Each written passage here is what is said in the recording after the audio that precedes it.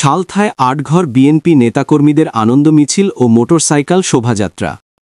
আসন্ন জাতীয় সংসদ নির্বাচনকে ঘিরে বিএনপি চেয়ারপারসন ও 3বারের সাবেক প্রধানমন্ত্রী বেগম খালেদা জিয়া নির্বাচনী প্রচারণায় নামছেন, এ খবরে উচ্ছ্বাসে ফেটে পড়েছে ফরিদপুরের সালথা উপজেলা যুবদল।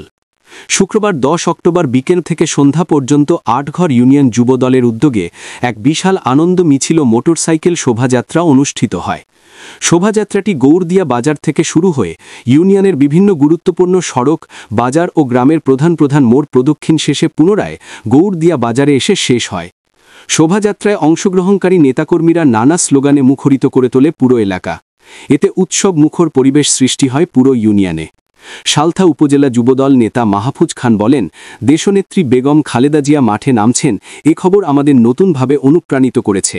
তার নেতৃত্বে দেশের মানুষ আবারও গণতন্ত্র ও ভোটাধিকার ফিরে পাবে। সালথা যুবদল সবসময় আন্দোলন সংগ্রামে মাঠে থাকবে।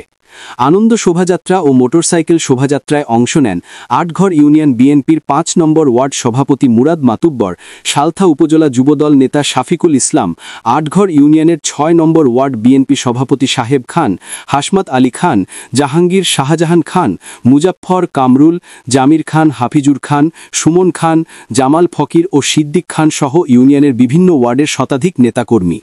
স্থানীয়রা জানান, দীর্ঘদিন পর বিএনপি ও এর অঙ্গ সংগঠনের এমন উৎসব মুখর পরিবেশে এলাকায় রাজনৈতিক প্রাণচাঞ্চল্য ফিরে এসেছে।